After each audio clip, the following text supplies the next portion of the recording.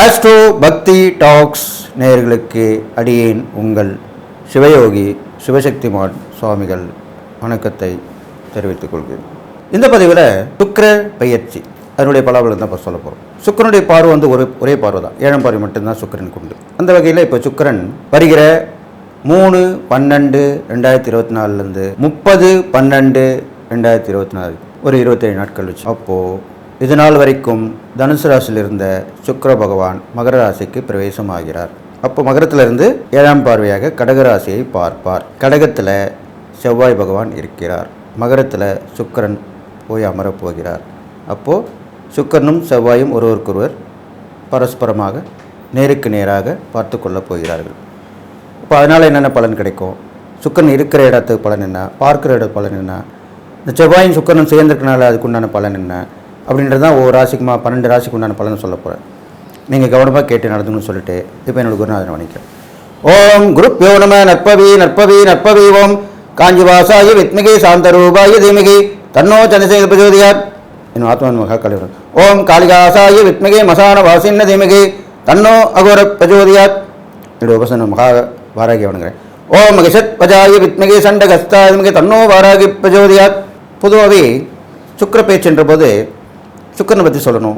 சுக்கிரனுடைய இருக்கிற காலகட்டங்கள், அது இருக்கிற இடம், பார்க்குற இடம், இதை பற்றிலாம் சொல்லணும். பொது பலன் தான் சொல்கிறது வழக்கம் எந்த ஒரு பயிற்சியிலுமே. அப்போ அந்த வகையில் பார்க்கும்போது இது நாள் வரைக்கும் தனுசு ராசியில் சுக்கிரன் இருந்தார். ஏண்டாப்பா அவர் வந்தார், என்ன தான் பண்ணார், ஒன்றுமே புரியல, ஒன்றுமே தெரியல, அப்படி தான் இருந்தது இந்த காலகட்டங்கள். ஏன்னா தனுசு ராசின்ற போது குருவுடைய ராசியாக சொல்லப்படுது. அப்போ சுக்கிரனுக்கும் குருக்குமே ஆகாது. சுக்கிரன் அசுர குருன்னா, குரு வந்து தேவகுரு. இப்போ 2 பேருக்குமே ஆகாது. ஒரு பகை வீட்டில் இருந்தால் நம்ம என்ன பண்ண முடியும்? நட்பு வீட்டில் இருந்தால் எல்லாமே செய்ய முடியும், போக முடியும். பகை வீட்டில் இருந்தால் ஒருத்தர் பார்த்துக்க மாட்டோம், பேசிக்க மாட்டோம், அப்படி தான் இருப்போம், ஏனோ தானோன்னு இருப்போம். அப்படி தான் அந்த சுக்கிரன் வந்து உங்களுக்கு பலனை கொடுக்காம இருந்தார். இப்போது மகர ராசிக்கு வந்துட்டார். மகர ராசின்றது சனியோட வீடு, நட்பு வீடு, சனி பகவானுடைய வீடு. இப்போது அந்த மகர ராசியில் சனி பகவான் வந்த பிறகு நல்லதுதான் செய்வார், நட்பு வீடு தான். அது இல்லாமல் அவருடைய பார்வை 7ஆம் பார்வையாக ஒரு நேரடி பார்வை கடகராசியில் விழுது. இப்போ கடகராசின்ற போது சந்திரனுடையது. சந்திரனும் சுக்கிரனுமே 2 பேருமே ஒருத்தர் பார்த்தாலோ இணைந்தாலோ நல்ல ஒரு வளர்ச்சியை கொடுக்கக்கூடிய அம்சமாக சொல்லப்பட்டிருக்கு ஜோதிட சாஸ்திரத்தில். 2மே பெண் கிரகங்கள் தான். பெண்களுக்கு வரிசையில் இந்த சுக்கிரன் செவ்வாய் சந்திரன் சுக்கிரன் பெண் கிரகங்கள் சொல்லப்படுது. அதனால் அந்த பார்க்குற இடமும் நல்ல விஷயமாக தான் இருக்க போகுது. அப்போது இந்த சுக்கிரன் வந்து முதல்ல இருக்கிற இடத்த பார்ப்போம். ஒரு கிடம்போது மகர ராசியில் இருக்கார். மகர ராசி போது சனியோடைய வீடுன்னு சொல்லப்பட்டிருக்கு. அப்போ மகரத்தில் அவர் இருக்கிற காலகட்டங்கள் வரைக்கும் நல்ல பயிர் தொழில், விவசாயம் நல்லா செழித்து வழங்கும். பயிர்கள் எல்லாமே நல்லா இருக்கும். நிறைய விவசாயம் பண்ணி மக்களுக்கு தேவையான விலை பூர்த்தி பண்ணுவாங்க. விவசாயிகள் சந்தோஷமாக இருப்பாங்க. அது இல்லாமல் மகரத்தில் சுக்கிரன் இருக்கிறனால கரெக்டாக மக்கள் நடந்துக்குவாங்க. அரசாங்கத்தார், மக்கள் எல்லாமே கரெக்டாக சொன்ன வாக்கு தவறாமல் இருப்பாங்க. அதுதான் அப்படி சொல்லியிருக்கு. இது மாதிரிலாம் நடக்க போகுது. அது இல்லாமல் இந்த சுக்கிரன் வந்து வாகனகாரகன், கலத்திரகாரன் சொல்லப்படுறார். அப்படி பண்ணும்போது புதுவிதமான வாகனங்கள் தயாரிப்பில் நம்ம நாடு சிறந்து விளங்க போகுது. புது வாகனங்கள். இப்போ உதாரணத்தை எடுத்துட்டோமா, இப்போ ரட்டன் தாத்தா வந்து புதுசாக ஒரு நானோ காரை வந்து பழைய பேர் தான் புது வடிவமாக கொடுத்து வந்து வெளியிட்டிருக்காங்க. இது ஒரு உதாரணத்துக்காக சொல்கிறேன்.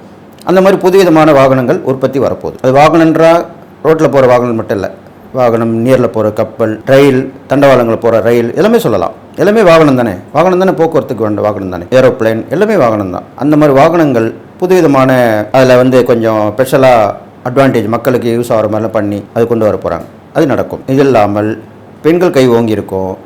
பெண்களுடைய முன்னேற்றத்துக்கு பாடுபட போகிறவங்களாம் நல்லா இருப்பாங்க. அவங்களுடைய குறிக்கோள் நிறைவேறும், கோரிக்கை நிறைவேறும். அவங்க ஒரு லட்சியத்தை கொண்டு போய் நிறைவேற்றுவாங்க. இந்த சுக்கிர பயிற்சியில் மகரத்தில் சுக்கிரன் வரைக்கும் பெண்களுடைய முன்னேற்றம் கண்டிப்பாக முன்னேற்றமாக அடைவாங்க.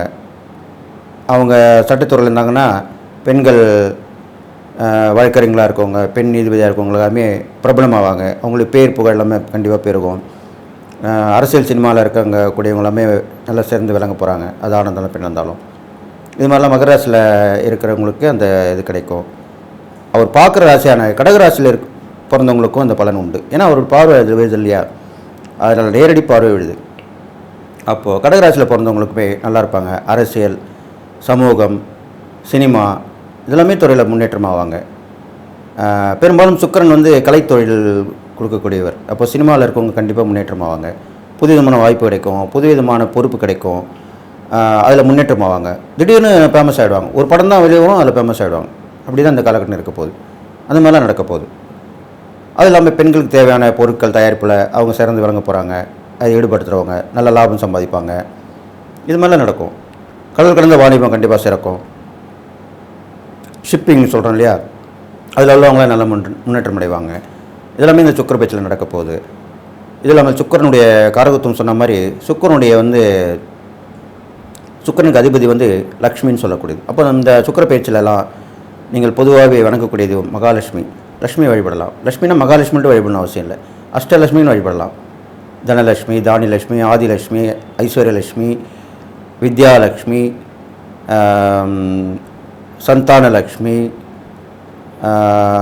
இது மாதிரி எல்லா லக்ஷ்மியுமே வழிபட்டு வரலாம். கிரகலட்சுமி இப்படிலாம் சொல்லப்படுது. எல்லா விதமான வழிபாடு லட்சுமிகளை வழிபடலாம். வெள்ளிக்கிழமையில் வழிபட்டு வரலாம். சுமங்கலிகளுக்கு தாம்பூலம் கொடுக்கலாம், அவங்க உதவி பண்ணலாம்.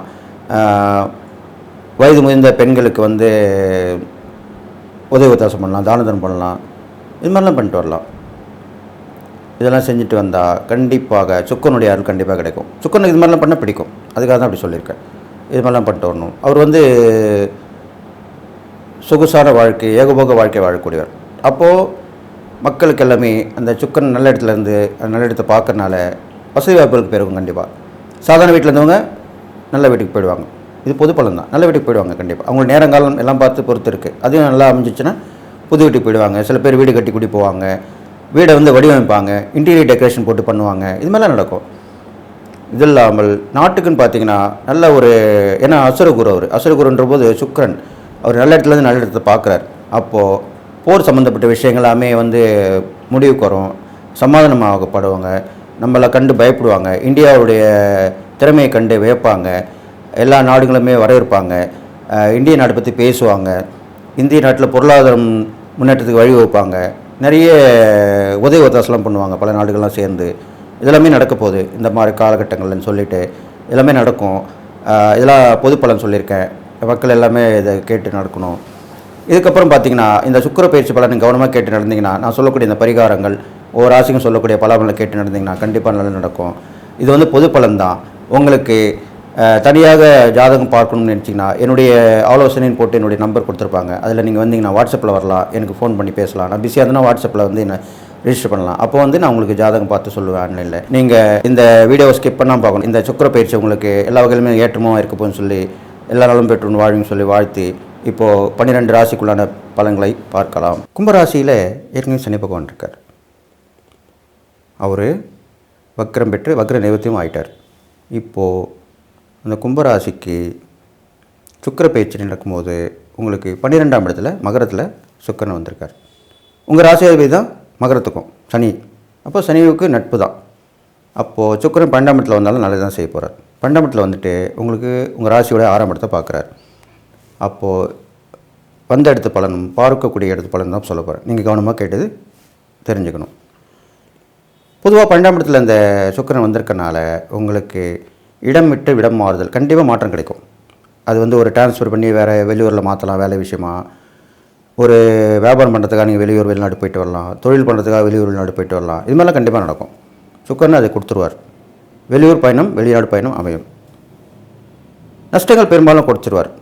நல்லதாக இருக்கும். லாபங்கள் கிடைக்கும். பெரிய லாபம் கிடைக்காது, ஆனால் நஷ்டங்கள் குறைஞ்சிரும். அதுக்கப்புறம் பார்த்தீங்கன்னா தாம்பத்திய அந்யோன்யம் ஆகும். கணவன் மனைவிக்கு அன்பியம் இருக்கு இல்லையா, அது கொஞ்சம் நல்ல இதால் இங்கே ஒற்றுமையாக இருப்பீங்க. சண்டை இல்லாமல் தான் இருக்கும், ஆனால் அந்யோன்யம் இல்லாமல் இருக்கும். அந்யோன்யம் நெருக்கம். அந்த நெருக்கம் இப்போ உங்களுக்கு ஏற்படும். அது நெருக்கம் ஏற்படுவது நல்லது நடக்கும். நல்ல விஷயங்கள் நடக்கிறதுக்கு வாய்ப்பு இருக்குது. அது இல்லாமல் நிறைய ஊராக போயிட்டு வருவீங்க, நிறைய அனுபவங்கள் பெறுவீங்க. அதெல்லாமே நடக்கும். இப்போது கும்பராசிக்காரங்க உங்களுடைய 6ஆம் இடத்தை பார்க்குறனால ருணரோக சத்துருஸ்தானம் அங்கே செவ்வாயும் இருக்கார். அப்போ 6ஆம் இடத்தை பார்க்கும்போது கடன் வழக்கு பிணின்னு சொல்லக்கூடியது, உத்தியோகத்தை கூட சொல்லலாம். அப்போது கடன் கேட்ட இடத்துல கிடைக்கும். ஒரு கடன் வாங்கி இன்னொரு கடன் அடைப்பீங்க. அப்படி தான் அமையும். அப்படி அமைஞ்சிரும். பெரிய கடன் வாங்கி சின்ன கடன்லாம் அடிச்சிருவீங்க. இதெல்லாம் நடக்கும். அது பெரிய விஷயம் தானே. இது மாதிரிலாம் நடக்கும். நிறைய இப்போ 4-5 பேர் பதில் சொல்ல வேண்டியது ஒருத்தருக்கு தான் பதில் சொல்ல போகிறீங்க. அப்படி நடக்கும். வழக்குகள் இருந்தாலும் பிரச்சனை முடிவுக்கு வந்துடும். பெரும்பாலும் கும்பராசிக்காரங்க பார்த்திங்கனாக்கா நல்ல வயது முதிர்ந்த எக்ஸ்பீரியன்ஸ் உள்ள அட்வொகேட்டாக வச்சுருக்கணும் வழக்குகளில். அப்படி வச்சுருந்தீங்கன்னா இப்போ அது முடிவுக்கு வந்துடும். அவங்க அனுபவத்தால் உங்களுக்கு முடிவு கொண்டு வந்துடுவாங்க. இல்லை சீக்கிரத்தில் முடிக்கிற மாதிரி செஞ்சுருவாங்க. இது மாதிரிலாம் நடக்கும். அதுக்கப்புறம் பார்த்திங்கன்னா நோய் நொடியெல்லாம் வந்த வழி தடவை போயிடும். நல்ல ஆயில் தான் இருக்கும். எப்பவுமே மகர ராசி கும்பராசிங்களுக்கெல்லாம் சனியோட ராசியாக இருக்கனால ஆயில் ஓரளவுக்கு அதிகமாக தான் இருக்கும். டக்குன்னு போகாது. கண்டங்கள் தான் போகும் வழி ஆயில் குறைவே ஏற்படாது. ஏன்னா ஆயில்காரனுடைய ராசி அதிபதியாக இருக்கிறனால. இது இல்லாமல் அந்த பன்னெண்டாம் ஆறாம் பார்க்கறனால உங்களுக்கு உத்தியோகம் கிடைக்காதவங்களுக்கு உத்தியோகம் கிடைக்கும். அது வேறு இடமா இருக்கும். இருக்க இடத்த விட்டு இப்போ வேலைக்கு இருப்பாங்க, வேறு இடத்துல வேலை கிடச்சிரும். இதோட நல்ல சம்பளம் கிடைக்கும், வேறு வேலைக்கு மாறி போயிடுவீங்க. இது மாதிரி நடக்கும். தாய்மாமன் உறவு பலப்படும். அப்போது தாய்மாமன் யார்? நம்ம அம்மாவுடைய அண்ணனும் தம்பியாக இருந்தாலும் அவங்க தாய்மாமன் சொல்லப்படுது. அந்த காலத்தில் நிறைய பேர் இருந்தாங்க, இப்போல்லாம் குறைவு தான். கண்டிப்பாக ஒரு சில இருக்க தான் செய்வாங்க. ஏன்னா இப்போ 2 குழந்தை ஒரு ஆண் பெண் வரும் எப்படியும் கண்டிப்பாக. அப்போது அந்த தாய்மாமன் ஒரு சிறப்பாக இருக்கப்படுது. அவங்க மூலிமா உதவிகள் கிடைக்கும், அவங்க மூலிமா வரக்கூடிய விஷயங்கள் நடக்கும். அவங்ககிட்ட பொண்ணு தான் நீங்கள் அந்த பொண்ணு கல்யாணம் பண்ணிக்கலாம், அவங்ககிட்ட பையன் தான் அந்த பையனை நீங்கள் கல்யாணம் பண்ணிக்கலாம். இது மாதிரிலாம் வரும். அது மாதிரி தான் நடக்க போகுது. அதனால் நீங்கள் பார்த்து அதெல்லாம் அனுபவித்து சந்தோஷமாக இருக்க போகிறீங்கன்னு சொல்லிட்டு நீங்கள் செய்யக்கூடிய இறை பரிகாரம் பார்க்கும்போது கும்பராசி என்பது ராசி அதிபதி சனி பகவான் தான் சொல்லப்படுது. நம்ம சுக்கிர பயிற்சி தான் பார்த்துட்டு வரோம். அப்போ சுக்கிரனுக்கு உண்டான லக்ஷ்மி, பெருமாள், முருகனுக்குரிய வள்ளி இவங்களாம் வழிபட்டு வரலாம். அப்படி வழிபட்டு வரும்போது நல்லா கேட்டுங்க, தியானம் பண்ணுறக்கூடிய பெருமாளாக இருக்கணும். தவத்தில் இருக்கக்கூடிய பெருமாள் சிவன் இருப்பார். அதே மாதிரி நரசிம்மரும் தியானத்தில் இருப்பார். அவருக்கு யோக நரசிம்மர்னு கூட சொல்லுவாங்க. அப்படிப்பட்ட அந்த நரசிம்மர் பெருமாள் தான், அவர் வழிபட்டு வரலாம். தியானத்தில் இருக்கிற ஈஸ்வரன் வழிபட்டு வரலாம். இந்த மாதிரி தியானேஸ்வரர் சொல்லுவாங்க. அந்த தியானேஸ்வரரை வழிபட்டு வரலாம். யோக நரசிம்மரை வழிபட்டு வரலாம். பக்த ஆஞ்சநேயரும் கண்ணு மூடி தியானத்தில் இருப்பார். பக்த ஆஞ்சநேயர் வழிபட்டு வரலாம். இது மாதிரி தியானத்தில் இருக்கிற தெய்வங்களை வழிபட்டு வந்தால் உங்களுக்கு ரொம்ப விசேஷமாக சொல்லுன்னு சொல்லி நீங்கள் செய்யக்கூடிய தான தர்மம்னு பார்க்கும்போது உடல் உழைப்பால் ரொம்ப கஷ்டப்படுறவங்க, வெயிட்டு சுமப்பாங்க, க்ளீன் பண்ணுவாங்க, குப்பை வாரி போடுவாங்க, துப்புரவு தொழிலாளர்கள், பொதி சுமக்கிறவங்க, இந்த மாதிரி உள்ளவங்க, ஏற்றுமதி இறக்குமதி பண்ணுறவங்க, இவங்களாம் கஷ்டப்படுவாங்க. அவங்களுக்கு உதவி பண்ணலாம். அதெல்லாம் செய்யலாம், தப்பு இல்லை, வாங்கிப்பாங்க. ஒன்றுமே இல்லாதவங்களுக்கு தான் செய்யணும்னு அவசியம் இல்லை. அதே மாதிரி ஏழைகளுக்கு பார்த்தீங்கன்னா கூட அந்த தொழிலில் இருப்பாங்க. அவங்களும் வருமானம்லாம் பெருசாக இருக்காது, நீங்கள் தான் செய்யணும். பொருட்கள் வாங்கி கொடுக்கலாம். அவங்களுக்கு இப்போது நிறைய பேருக்கு மாற்றுத்திறனாளின்னு சொல்கிறேன் இல்லையா, கை கால் உடம்பு, அவங்களுக்குலாம் அதுக்கு உண்டான கைக்கு போடுறது, காலுக்கு போடுறதுலாம் இப்போ வந்திருக்கு. வச்சு நடக்கிறது, இது மாதிரிலாம் வாங்கி கொடுக்கலாம். தானங்களில் பல வகை இருக்குது. இது மாதிரிலாம் பண்ணலாம். உங்களால் பண்ணும்போது கூட பல பேர் சேர்ந்து கூட்டு பண்ணலாம். அப்போ கண்டிப்பாக நல்லா நடக்கும். மீனராசிக்கு பார்த்தீங்கன்னாக்கா உங்கள் ராசிக்கு 11ஆம் இடத்துல சுக்கிரன் இருந்திருக்கார். அவர் 5ஆம் இடத்தை பார்க்குறார். அப்போ அந்த இருக்கிற இடத்தோட பலனும் பார்வை பலனும் தான் சொல்ல போகிறார். அதுதான் சுக்கிர பயிற்சி. பெரும்பாலும் உங்கள் ராசி அதிபதி குரு தான். அந்த குருவுக்கு பகை தான் சுக்கிரன் சொல்ல போகிறார். இருந்தாலும் அதெல்லாம் அவங்க பார்க்க மாட்டாங்க. அவங்களுடைய சாண பலன், அவங்களுடைய பார்வை பலன் கண்டிப்பாக கொடுத்து தான் ஆவாங்க. எப்படி இருந்தாலும் குருவுடைய பார்வை சுக்கிரனுக்கு விழுது. அது ஆரம்பத்திலே உங்களுக்கு சொல்லிடுறேன். அதனால் ஒன்றும் பிரச்சனை வரப்போகிறதில்ல, நல்லதுதான் நடக்க போகுது. அப்போது 11ஆம் இடத்துல லாபஸ்தானம். ஏற்கனவே ஒரு ஜாதகத்தில் 11ஆம் இடத்துல எந்த கிரகங்கள் வந்தாலும் நல்லது தான் செய்யும். அது சுப கிரகமாக இருந்தாலும் சரி, பாப கிரகமாக இருந்தாலும் சரி. அப்போது அந்த சுக்கிரன் உங்கள் ராசிக்கு அதிபதிக்கு பகையாக இருந்தால் கூட 11ஆம் இடத்துல வந்து நல்லது தான் செய்வார். அப்போ 11க்குள்ள சுக்கிரன் உங்களுக்கு எல்லா வகையான லாபங்களை கொடுக்க போகிறாரு. இதனால் வரைக்கும் ஏதோ ஓடின்னு இருக்கு அப்படின்னு நினச்சி இந்த வியாபாரம் நல்லா ஓடும், தொழில் நல்லா போகும், உத்தியோகத்தில் உபரி வருமானம் கிடைக்கும், ஓவர் டைம் கிடைக்கும், அது மூலிமா பைசா வரும். உங்கள் திறமையை பார்த்துருக்க இன்சென்டிவ் மாதிரி கொடுப்பாங்க, அதில் பைசா கிடைக்கும். திடீர்னு ப்ரொமோஷன் கிடைக்கும், ரொம்ப நாளாக ப்ரொமோஷன் இல்லாமல் இருப்பீங்க, அவங்க கிடச்சிரும். இந்த மாதிரிலாம் வகையும் வரும், அதெல்லாம் கிடைக்கும். தொழிலில் மேன்மை இருக்கும், வியாபாரத்தில் டெவலப்மெண்ட் கிடைக்கும், பிரான்ச்சஸ்லாம் ஓப்பன் பண்ணுவீங்க, அது மாதிரிலாம் போடும் மீனராசிக்காரங்களுக்கு. இருந்தாலும் உங்களுக்கு அந்த மீனராசியில் 11ஆம் இடத்துல 5ஆம் இடத்தை பார்க்குறா இல்லையா, 5ஆம் இடத்தை பார்க்கும்போது நீங்கள் நினைக்கிற எண்ணங்களை பொறுத்து அமையும். நல்ல எண்ணங்களை நினைக்கணும், அதுதான் முக்கியம். நீங்கள் நினச்ச எல்லாமே நடக்கணும்னு சொல்ல முடியாது. அப்போது செவ்வாயுடைய பார்வை அந்த சுக்கிரனுக்கு விழுது. அதனால் கொஞ்சம் கவனமாக இருக்கணும். சகோதர வகையில் கவனமாக இருக்கணும். உடன் பிறந்த உறவுகள் நட்புகள் வகையில் கவனமாக, ஏமாத்துறதுக்குள்ள வாய்ப்பு வருது, அது கொஞ்சம் உஷாராக இருந்துக்கணும். யார் நல்லவங்க யார் கெட்டவங்க தெரிஞ்சிடும் அந்த காலகட்டத்தில் உங்களுக்கு. அது மாதிரி பண்ணிக்கலாம். இது இல்லாமல் உங்களுக்கு பொதுவாகவே பல கிரகங்களுடைய சேர்க்கை பார்வை எல்லாமே கொஞ்சம் சரியில்லாமல் இருக்கிறனால இதை ஓரளவுக்கு சுமாராக தான் இருக்க போகுது. இருந்தாலும் எப்படியோ மிற்றி மீறி வந்துடுவீங்க. மீனராசிக்காரங்களும் சொல்ல வேணாம், தைரியம் புருஷலட்சன்றது உங்களுக்கு கண்டிப்பாக சொல்லக்கூடிய அமைப்பாக இருக்குது. அது நீங்கள் தாண்டி வந்துடுவீங்க. அப்போது நீங்கள் செய்யக்கூடிய இறைப்பரிகாரம் பார்க்கும்பொழுது உங்கள் ராசியாதிபதி குருவாக அமைகிறாரு. அப்போது குருவுடைய அம்சமாக விளங்கக்கூடிய அந்த தட்சிணாமூர்த்தியோடைய அம்சமாக விளங்கக்கூடியவர் தத்தாத்திரேயர் சொல்லுவாங்க. அந்த தத்தாத்திரேயர் வழிபட்டு வரலாம். பிரம்மா, விஷ்ணு, சிவன் 3 பேர் சேர்ந்தது தத்தாத்திரேயர். இந்த 3 அம்சமாக விளங்கக்கூடிய தத்தாத்திரேயர் வழிபட்டு வரலாம். அது இல்லாமல் லக்ஷ்மி அம்சம், சுக்கிரன் பேச்சுன்னு போது லக்ஷ்மி அம்சம் சொல்லுது. லக்ஷ்மி அம்சம்ன்றது அம்மன் வழிபாடு கண்டிப்பாக உங்களுக்கு கண்டிப்பாக தேவைப்படும். அப்போது தெய்வானை சுக்கிரன் சேர்ந்த அம்சமாக இருக்கக்கூடிய முருகர் திருத்தணியில் இருக்கார். அது மாதிரி 2 பேருமே ஜோடியாக இருக்கிற முருகராக இருக்கும். எங்கே வேணாலும் இருக்கலாம் முருகருக்கும். அது மாதிரி வழிபட்டுவாங்க. மலை மேலே இல்லாமல் நீர்நிலைகள் அருகில் இருக்கிற முருகர் வழிபாடு பண்ணிட்டு வந்தால் ரொம்ப விசேஷம்.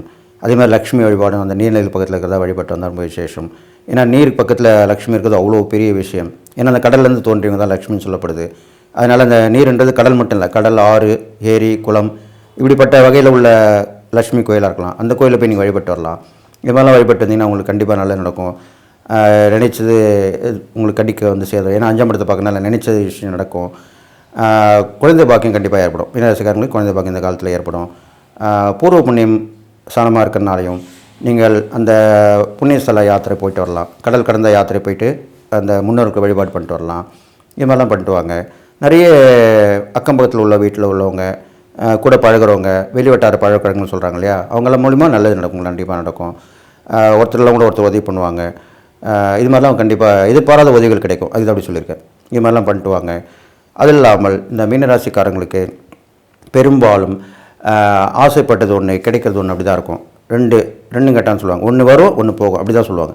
அப்போது வரதை நீங்கள் வச்சிங்க, வரவை வச்சிங்க, போனதை செலவை வச்சிங்க, அப்படி அந்த மனப்பான்மை கொண்டு வாங்க. கண்டிப்பாக இந்த காலகட்டம் கடந்து வந்துடுவீங்க. கெடுபலன் கொஞ்சம் நற்பலன் தான் ஏற்பட போகுது. நான் சொன்ன இந்த இறைப்பறைகள் பண்ணிட்டு வாங்க. தான தர்மம் பார்க்கும்போது உங்கள் மீனராசிக்காரங்களுக்கு சிறு வயது குழந்தை, பெண்கள், ஆண்கள், சின்ன பசங்க, ஆம்பளை பசங்க, பொம்பளை பசங்க, ஒரு 7 வயசுக்குள்ளே, அதுதான் சொல்லுது கணக்கு. 7 வயசுக்குள்ளே இருக்கிறது தான் சிறு குழந்தைங்கன்னு சொல்லப்படுது.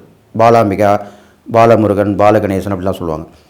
அந்த குழந்தைங்களுக்கு 7 வயசு கீழே உள்ள குழந்தைங்களுக்கு உதவி தசை பண்ணிட்டு வாங்க. அவங்க படிப்புக்கு, கல்விக்கு, உதவிக்கு, துணிமணி வாங்கி கொடுக்கலாம், பொருட்கள் வாங்கி கொடுக்கலாம். இது மாதிரிலாம் பண்ணிட்டு வரலாம்.